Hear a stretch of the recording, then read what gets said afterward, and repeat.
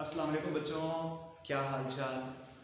I hope कि आपने पिछले लेक्चर को अच्छी तरह पढ़ा होगा जिसमें हमने न्यूक्लियर ट्रांसपोर्टेशन के बारे में बहुत डिटेल में समझा था। ठीक है, तो बहुत बड़ा लॉन्ग क्वेश्चन है। उसी के साथ एक पार्ट था बेटा nature and properties of radiation. Nature को ऑलरेडी हमने न्यूक्लियर ट्रांसपोर्टेशन में पढ़ लिया था।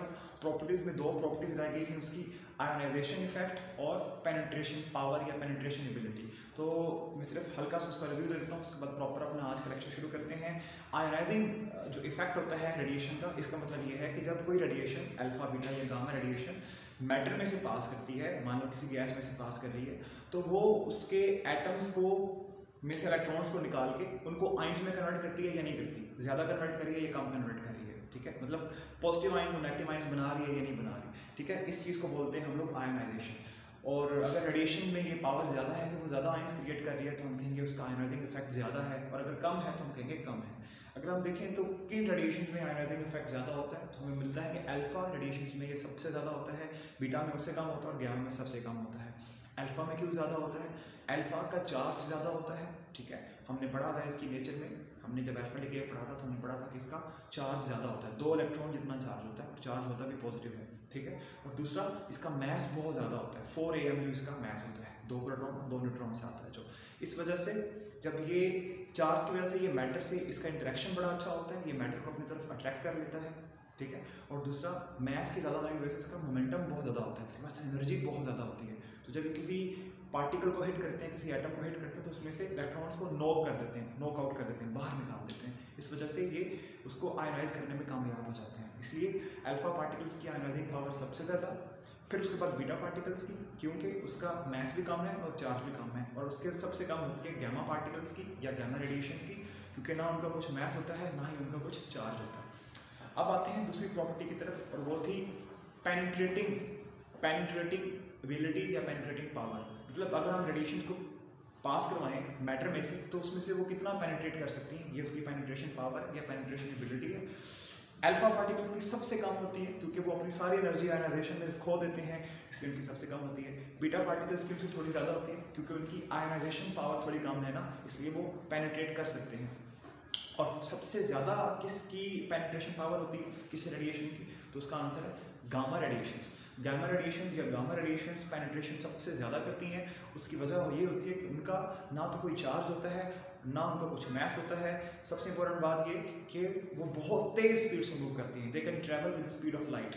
ठीक है, तो कोई चीज़ भी स्पीड से मूव कर रही है, उसका चार्ज भी नहीं है। जब चार्ज नहीं है तो वो मैटर को अट्रैक्ट नहीं करेगी, है ना। आसपास के गैस के पार्टिकल्स को, सॉलिड लिक्विड वगैरह के पार्टिकल्स को अपनी तरफ खींचेंगे नहीं, वो उसको अट्रैक्ट नहीं करेंगे। चार्ज होता है तो वो इलेक्ट्रॉन्स खुद बहुत खींचे आते हैं। ठीक है, तो जब चार्ज नहीं होगा तो ऐसी कोई अट्रैक्शन नहीं होगी, इंटरेक्शन नहीं होगा मैटर के साथ। तो जब मैटर के साथ इंटरेक्शन नहीं होगा तो उसको मैटर में दूर तक जाने में हेल्प मिलेगी। इसलिए जो गामा पार्टिकल्स होते हैं, due to their large speed and neutral nature, they can travel for a very long distance inside the matter, they can penetrate through long distances through the matter. ठीक है, तो ये दो प्रॉपर्टीज आपको बतानी थी। इसको आप बाकी बुक से पढ़िएगा, यहाँ से कुछ शॉर्ट क्वेश्चन वगैरह आ सकते हैं, MCQs वगैरह आ सकते हैं। ठीक है, अब हम आते हैं मेन टॉपिक पे। मेन टॉपिक है half life and it's measurement. यहाँ से आपको लॉन्ग क्वेश्चन याद रखता है, याद रहे ये हमारा 5वां लेक्चर है क्लास 10 फिजिक्स चैप्टर नंबर 18 का।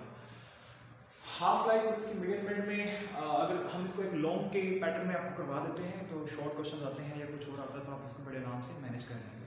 वैसे ये टॉपिक न्यूमेरिकल्स के लिहाज से बहुत ज़्यादा इंपॉर्टेंट है और एक्सपेक्टेड यही है कि यहाँ से न्यूमेरिकल के चांसेस ज़्यादा हैं। Introduction, definition, examples and symbol, graph between and half life, number of nuclei left after T half life. Important ये कुछ हेडिंग्स बनेगी इसके अंदर तरतीब से, इसको आपने करना है। सबसे पहले इंट्रोडक्शन में हम आपको रेडियो एक्टिविटी के बारे में कुछ बताना चाहेंगे और उसी से जुड़ा हुआ ये कंसेप्ट है हाफ लाइफ का। तो आपको रेडियो एक्टिविटी के बारे में ऑलरेडी बड़ा कुछ पता है, कुछ और बातें सुन लें। पहली बात कि जो रेडियो एक्टिविटी का प्रोसेस होता है, रेडिएशन को एमिट करने का जो प्रोसेस होता है, ये रैंडम प्रोसेस होता है। मतलब हम पिन पॉइंट करके किसी एक अनस्टेबल न्यूक्लियस के बारे में नहीं बता सकते कि वो किस वक्त रेडिएशन को एमिट करेगा। हो सकता है कि वो फौरन एमिट कर दे और हो सकता है करोड़ों साल लग जाए उसको रेडिएशन को एमिट करने में, तब एमिट ही ना करे तब तक। तो ये एक रैंडम प्रोसेस होता है। हम पिन पॉइंट करके बहुत सारे न्यूक्लियाई में से किसी एक न्यूक्लियस के बारे में नहीं बता सकते कि ये इस वक्त रेडिएशन को एमिट करेगा। पहली बात, ये सारी बातें फैक्ट्स हैं, इनको आपने ऐसे याद रखना है। दूसरी बात, a particular nucleus can a particular nucleus can decay at any time. ये ऊपर वाली बात ही का रिजल्ट है ये कि कोई भी पर्टिकुलर न्यूक्लियस किसी भी टाइम पे डिके कर सकता है। डिके का मतलब है उसमें से रेडिएशंस निकल सकती हैं और वो किसी और न्यूक्लियस में कन्वर्ट हो सकता है, ठीक है। It is impossible to predict when a particular nucleus will decay or disintegrate. Decay और disintegrate का मतलब सेम होता है, मतलब रेडिएशंस को निकालना और किसी दूसरी फॉर्म में कन्वर्ट होना। तो ये बताना नामुमकिन है, क्या बताना नामुमकिन है कि कौन सा न्यूक्लियस, एक खास न्यूक्लियस किस वक्त, कोई भी पर्टिकुलर न्यूक्लियस आप उसको फोकस कर रहे हैं, अनस्टेबल न्यूक्लियस है कोई, वो किस वक्त रेडिएशंस को एमिट करेगा अपने अंदर से, वो किस वक्त डिके करेगा, ठीक है। ये बताना नामुमकिन है। वही बात हमने आपको शुरू में बताई थी, इसी बात की ये दोनों बातें आगे रिजल्ट है, ठीक है। लेकिन एक बात और पता चली है न्यूक्लियस के बारे में, रेडियो एक्टिविटी के बारे में, और वो ये कि द रेट ऑफ डिके, मतलब कितनी रेडिएशंस निकलेंगी, कितने सारे न्यूक्लियाई जो है वो रेडिएशन को एमिट कर रहे होंगे and they will be changing into some other form. तो ये जो है रेट, जो कंसंट्रेशन है रेडिएशंस की, वो डिपेंड करेगी किसके, number of unstable nuclei present in A centre. अगर आपको एक हम बाउल भर के, एक बर्तन भर के बहुत सारे अनस्टेबल न्यूक्लियाई दे दें किसी पर्टिकुलर रेडियोएक्टिव एलिमेंट के, और आपको कहा जाए कि एक छोटा बाउल है और एक बड़ा बाउल है, एक में बहुत ज़्यादा अनस्टेबल न्यूक्लियाई है, एक में थोड़े कम है, तो किस में से रेडिएशंस निकाला ज़्यादा निकलेंगी, तो आप कहेंगे यार जिसमें ज़्यादा अनस्टेबल न्यूक्लियाई होंगे सर उसी में से निकलेंगी। यही कुछ होता है, ऐसा होता है, एक्चुअल में ऐसा होता है कि जब अनस्टेबल न्यूक्लियाई की कंसंट्रेशन ज़्यादा होती है तो रेडिएशंस भी ज़्यादा निकलती हैं, और जब कंसंट्रेशन कम होती है तो रेडिएशंस भी कम निकलती हैं। इसके अलावा और कोई टोटका नहीं है रेडिएशंस को बढ़ाने का या कम करने का। हम ये कहने का टेम्परेचर को चेंज कर दें, आसपास का टेम्परेचर बढ़ा दें, कम कर दें, प्रेशर चेंज कर दें, ऐसा कुछ नहीं होता। ऐसी कोई चीज़ रेडिएशंस की क्वांटिटी को बढ़ा या कम नहीं कर सकती, सिर्फ अनस्टेबल न्यूक्लियाई की तादाद बताती है कि कितनी रेडिएशन निकलेगी, ठीक है। ये कुछ बुनियादी बातें आपको रेडियोएक्टिविटी के बारे में पता होनी चाहिए, ठीक है। अब देखो, एक अनस्टेबल न्यूक्लियस के बारे में तो हम नहीं बता सकते कि वो किस वक्त डिके करेगा, वो किस वक्त रेडिएशन को एमिट करेगा, लेकिन for a number of unstable nucleus, जिसको हम बोलेंगे अनस्टेबल न्यूक्लियाई, उनके लिए हम बता सकते हैं कि उनमें से कितने परसेंट जो है वो न्यूक्लियाई एक खास टाइम के बाद डिके कर जाएंगे। इसके बारे में हमारे पास एक टोटका मौजूद है, एक हमारे पास कंसेप्ट मौजूद है जिसका नाम है हाफ लाइफ। हाफ लाइफ की डेफिनेशन क्या है? ये वो टाइम होता है, पहली बार ये टाइम होता है जिसके अंदर half of the unstable nuclei disintegrate.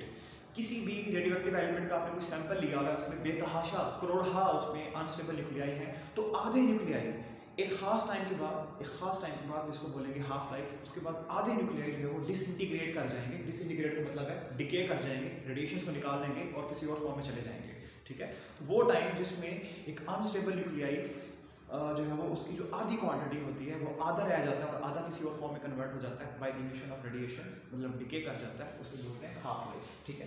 इसकी एग्जांपल क्या है? आपको एग्जांपल देते हैं, रेडियम आपने पढ़ रखा है पिछले अल्फा डिके में, रेडियम 220, ठीक है। रेडियम 220 की जो हाफ लाइफ है बेटा, हाफ लाइफ का सिंबल होता है ये, इसकी जो हाफ लाइफ है वो है 1620 ईयर्स, ठीक है, 1620 साल। मतलब अगर आपको मैं कोई सैंपल दूं, बाउल भर के मैं आपको रेडियम 220 दे दूं और मैं आपको कहूं कि कितने सालों के बाद इसमें से जो आधा रेडियम है वो रेडोन की फॉर्म में कन्वर्ट हो जाएगा, किसी और न्यूक्लियस में चेंज हो जाएगा, तो आप कहेंगे सर 1620 ईयर्स के बाद रेडियम हाफ रह जाएगा और बाकी हाफ क्या हो जाएगा, वो रेडोन बन जाएगा, ठीक है। This is what half life is, ठीक है। अच्छा, इसके बाद हम कुछ ग्राफ बनाते हैं, इस ग्राफ को हम बनाएंगे बाद में, पहले हम यहाँ पर थोड़ी सी मजीद डिटेल ले लेते हैं, हाफ लाइफ की थोड़ा सा मजीद कंसेप्ट क्लियर करते हैं। अच्छा बच्चों, अभी हमने पढ़ा कि हाफ लाइफ वो टाइम है जिसमें एक रेडियोएक्टिव एलिमेंट का अगर हम एक सैंपल लेते हैं उसमें बेतहाशा तादाद में अनस्टेबल न्यूक्लियाई होंगे, तो आधे न्यूक्लियाई जो होंगे उसके वो डिके कर जाएंगे और आधे बच जाएंगे, उस टाइम को बोलेंगे हाफ लाइफ टाइम, ठीक है। अच्छा एक बात सुनो, ये हाफ लाइफ टाइम बड़ा अजीब है। ये कुछ अनस्टेबल न्यूक्लियाई के लिए तो ये कुछ सेकंड्स में होता है, चंद सेकंड्स में ही वो कन्वर्ट हो जाता है, लेकिन ज़्यादातर के लिए आमतौर पर ये घंटों में, हफ्तों में, महीनों में, सालों तक भी होता है, इवन करोड़हा साल भी लग जाते हैं। बाद ऐसे एलिमेंट्स भी हैं कि जिनके न्यूक्लियाई को डिके करने में करोड़हा साल लग जाते हैं। They take millions and millions of years for their decay, ठीक है। तो उनको हाफ लाइफ को अचीव करने में, आधा रह जाने में उनको जो टाइम लगता है उसमें करोड़हा साल लग जाते हैं बेटा। तो ये कोई ऐसा नहीं है कि कोई फिक्स टाइम है जिसमें सब कुछ होना है, हर जो एलिमेंट है उसका अलग हाफ लाइफ टाइम है, किसी का बहुत कम है, किसी का बहुत ज़्यादा, तो ये बड़ी वास्ट रेंज में ये वेरी कर रहा है हाफ लाइफ टाइम, ठीक है। अब इसको थोड़ा मजीद समझते हैं। देखो number of nuclei left after T half life. हमारे पास एक अनस्टेबल न्यूक्लियाई है, ठीक है, ठीक है, बहुत बड़ी तादाद में अनस्टेबल न्यूक्लियाई है हमारे पास, और हम ये जानना चाह रहे हैं कि after a certain number of half life उस अनस्टेबल न्यूक्लियाई की जो क्वांटिटी है वो कितनी रह जाएगी, ठीक है, मतलब वो कितना डिके कर जाएगा और कितना जो होगा वो बाकी रह जाएगा, हमें ये मालूम करना है, ठीक है। तो हम कैसे मालूम कर सकते हैं? मान लीजिए हमारे पास एक सैंपल है, उस सैंपल के अंदर बहुत सारे अनस्टेबल न्यूक्लियाई हैं, वो किसी रेडियोएक्टिव एलिमेंट का सैंपल है, उसमें बहुत सारे अनस्टेबल न्यूक्लियाई हैं, तो कितने हैं? हम मान रहे हैं कि एन नोट क्या है? Original number of atoms. देखो जितने एटम्स होंगे उतने न्यूक्लियाई होंगे, ठीक है, जितने एटम्स होंगे उतने न्यूक्लियाई होंगे, तो एटम मतलब न्यूक्लियाई समझ लो। तो मान लीजिए शुरू में हमारे पास जो अनस्टेबल न्यूक्लियाई हैं, अनस्टेबल एटम है, वो एन नोट है, ठीक है, और एन शो कर रहा है किसको? किसी भी खास टाइम के बाद जो बचे हुए अनस्टेबल न्यूक्लियाई या अनस्टेबल एटम्स हैं उनको हमारा ये कैपिटल एम रिप्रेजेंट कर रहा है, ठीक है। आइए हम देखते हैं कि हाफ लाइफ के गुजरने के साथ साथ ये जो रिमेनिंग नंबर ऑफ एटम्स होते हैं ये कैसे कैसे बदलते हैं, इनकी ये चीज़ कैसे अफेक्ट होती है उससे। तो एक हाफ लाइफ के बाद आपको पता है जो रिमेनिंग नंबर ऑफ न्यूक्लियाई होंगे वो ओरिजिनल नंबर का हाफ हो जाएंगे, मतलब आधे डिके कर जाएंगे और आधे बच जाएंगे, ठीक है। इतने बचेंगे जो अभी डिके नहीं किए, N not by 2, half decay कर गए, हाफ रह गए, ठीक है। दूसरी हाफ लाइफ के बाद आफ्टर सेकेंड हाफ लाइफ जो बचे हुए आपके पास एटम्स हैं, बचे हुए आपके पास न्यूक्लियाई हैं, वो जो आपके पास एन नॉट जो अब रह गए ना अमाउंट उसका भी हाफ रह जाएंगे, ठीक है। मतलब आपके पास 100 थे तो 100 में से 50 डिके कर गए, 50 रह गए। अब जो 50 रह गए हैं इनमें से भी आधे डिके करेंगे और आधे अभी भी बच जाएंगे, मतलब 25 फर्दर डिके कर देंगे और 25 आपके पास लेफ्ट कर जाएंगे। तो जैसे हमारे पास ये बचे हुए थे एन नॉट बाई 2 हमारे पास बचे हुए थे, तो अब इसका भी हाफ हो जाएगा, N not by 2 N not by 4 हो जाएगा, इसका भी हाफ हो जाएगा, ठीक है। एन नॉट बाई 2 कन्वर्ट हो जाएगा एन नॉट बाई 4 में, ठीक है। तीसरी हाफ लाइफ के बाद क्या होगा? तीसरी हाफ लाइफ के बाद अब जो हमारे पास अमाउंट बच गई है, कितनी बची है? इतनी बची है, इसका भी हाफ हो जाएगा, दैट इज बेसिकली ये हो जाएगा एन नॉट बाई 8, इतने बच जाएंगे, तो रिमेनिंग कितने होंगे? N not by 8। चौथी हाफ लाइफ के बाद हम समझदार हैं, एन नॉट बाई 16 बच जाएंगे, ठीक है, एन हो जाएगा हमारा एन नॉट बाई 16। तो अब देखो टी हाफ लाइफ मतलब कोई भी नंबर ऑफ हाफ लाइफ के बाद अगर हम निकालना चाह रहे हैं तो हम कैसे निकालेंगे? तो आफ्टर टी हाफ लाइफ के बाद कितने बचेंगे उसको देखते हैं, यहाँ पे उसको देखते हैं। उसके लिए जरा यहाँ ऊपर आइए, इस चीज को मैं यूँ लिख सकता हूँ एन नॉट बाई 2, इसको क्या लिख सकता हूँ? एन नॉट बाई 2 पावर 2, इसको क्या लिखता हूँ? एन नॉट बाई 2 पावर 3, इसको क्या लिखते हैं? N not by 2 power 4। अगर हम यहाँ पे कुछ रिलेशनशिप समझने की कोशिश करें तो हमें नजर आ रहा है कि यहाँ पे जो 2 है उसकी पावर इंक्रीज करती जा रही है, जो सी भी यहाँ पे हाफ लाइफ है वही पावर वहाँ पे आ रही है। चौथी हाफ लाइफ में 2 की पावर 4 हो रही है। तो जब हम टी हाफ लाइफ के लिए निकालने की कोशिश करेंगे तो एन नॉट के नीचे 2 पावर टी हो जाएगा, ठीक है, 2 की पावर टी हो जाएगी, ठीक है। मतलब हम जो भी हमारा हाफ लाइफ का नंबर है हम यहाँ पुट करेंगे 2 की पावर के ऊपर, तो हमें जितनी भी अमाउंट उस वक्त बची हुई होगी अनस्टेबल न्यूक्लियाई की वो मिल जाएगी इस फार्मूले के थ्रू। तो हम ये बता सकते हैं कि ये basically n equals to n not by 2t, n equals to n not by 2t। This is a formula. Through this formula we can calculate how many unstable nuclei will be left after t half life. ये कोई भी number of half life है उसके बाद कितने रह जाएंगे इस तरह निकाल सकते हैं। ये ओरिजिनल नंबर है उन अनस्टेबल न्यूक्लियाई का और ये जो बच गए ये वो है, ठीक है। और इसी चीज को हम लोग ग्राफिकल फॉर्म में भी रिप्रेजेंट कर सकते हैं। ये देखिए यहाँ से अगर हमें ग्राफ बना लें, इस तरफ हम ले रहे हैं टाइम को, ठीक है, और इस तरफ हम ले रहे हैं नंबर ऑफ या रिमेनिंग जो हमारे पास रिमेनिंग अनस्टेबल न्यूक्लियाई, ठीक है, कितने हमारे पास न्यूक्लियाई बच गए, ठीक है। तो शुरू में जब टाइम जीरो होगा हमारे पास, तो रिमेनिंग जो होंगे वो सारों के बराबर होंगे, मतलब एन नॉट के बराबर होंगे, सारे बचे हुए होंगे, ठीक है। और उसके बाद जब एक हाफ लाइफ जितना टाइम गुजरेगा, मतलब 1 हाफ लाइफ टाइम पास करेगा, तो आप देखते हैं कि ये जो आपके पास रिमेनिंग नंबर ऑफ न्यूक्लियाइड्स होंगे वो हाफ रह जाएंगे। देखिए ये हाफ रह जाएंगे, एन नॉट बाई 2 हो जाएंगे, इतने रह जाएंगे, बाकी जो होंगे वो सारे डिके कर जाएंगे, ठीक है। दूसरी हाफ लाइफ के बाद यानी कि दोनों का अगर हम रिलेशन निकालें तो कुछ ऐसे करते हैं, देखिए ये पॉइंट मिलेगा हमें।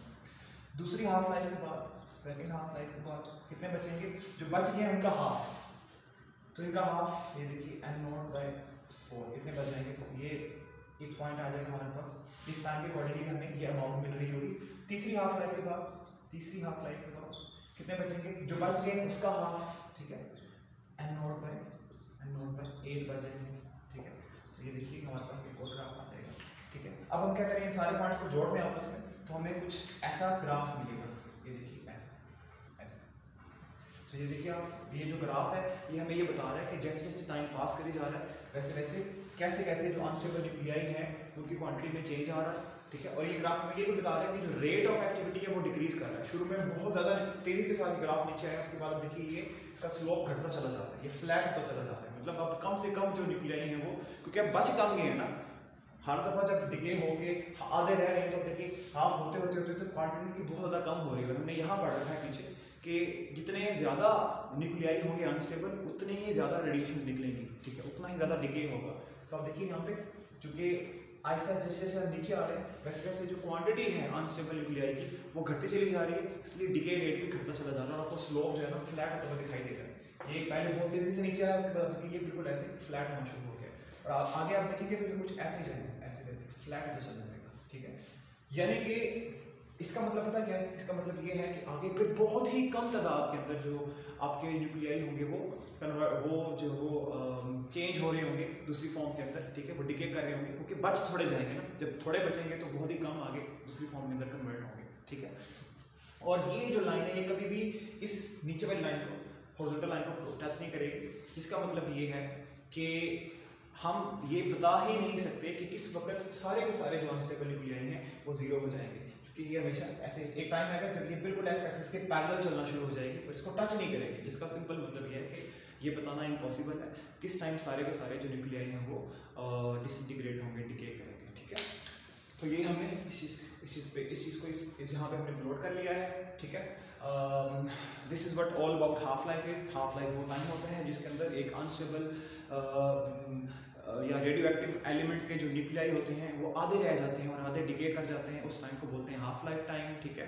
अगली हाफ टाइम में जो बाकी आधे बच गए तो उनमें से हाफ डिके कर जाएंगे, ऐसा नहीं होगा कि बाकी आप सारे के सारे डिके कर जाएंगे, ऐसा बिल्कुल नहीं सोचना आपने। हर दफ़ा जो भी रिमेनिंग अमाउंट होगी उसका हाफ रह जाएगा और बाकी सारे जो है वो डिके कर जाएंगे, ठीक है। This is what half life is. आप अपना बहुत ज़्यादा ख्याल रखिएगा, इस टॉपिक को अच्छी तरह से पढ़िएगा, ठीक है। और इसके अलावा आपकी कोई कन्फ्यूजन वगैरह है इस टॉपिक के बारे में तो आप शेयर कीजिएगा। पढ़ते रहिए, खुश रहिए, अल्लाह हाफ़िज़।